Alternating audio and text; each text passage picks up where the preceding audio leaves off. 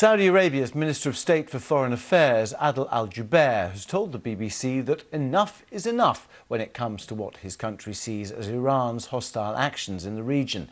Today, the Saudi king hosts two summits of Gulf and Arab leaders in Mecca to discuss growing tensions in the region.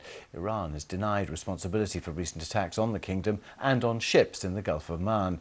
Well, Mr. Jubair has been speaking to the BBC's chief international correspondent, Lise Doucette, about what he hopes the summits will achieve. I believe when the GCC leaders come together in a summit and when the Arab leaders come together in a summit to take a position on one issue, which is the unacceptability of Iran's behavior in the region, it's a huge statement to the Iranian people and to the world that Iran's policies are not acceptable. There are many who worry that this growing war of words is creating an escalation that could become impossible to control.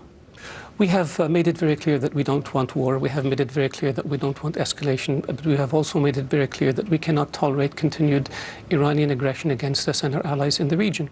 The world has made that position known.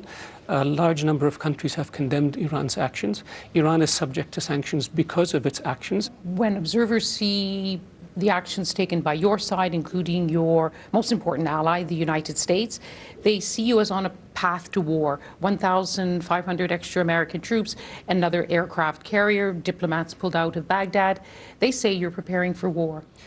The pulling out of the diplomats, American diplomats out of Baghdad, I leave that to the Americans to explain. Our understanding is that they felt a perceived threat from Iranian allied militias in Baghdad, and they wanted to make sure that their diplomats were safe. With regards to the build-up in the region, America is our most important strategic ally. America has interests in the region, as do other countries, and America wants to make sure that should the Iranians do anything foolish, that the ability and the capability is in the region to deal with it. But nobody wants war, including the United States. President Trump has been very clear about this. Saudi Arabia has been very clear about this. We urge the Iranians to be cautious, to show restraint, and to back off from the positions that they have taken. But the Iranians say they also don't want war. In fact, they've asked for dialogue. Isn't perhaps that the way out?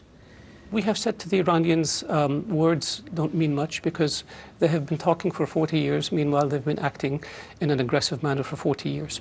But they've called for dialogue, so why not take up the offer of dialogue? Because we want to see actions, not words. But how dangerous is this moment?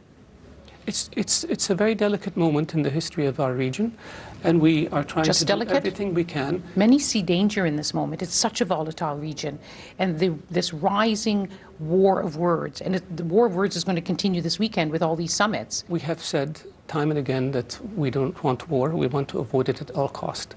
The Iranians have to cease and desist if they want the situation to return to normal.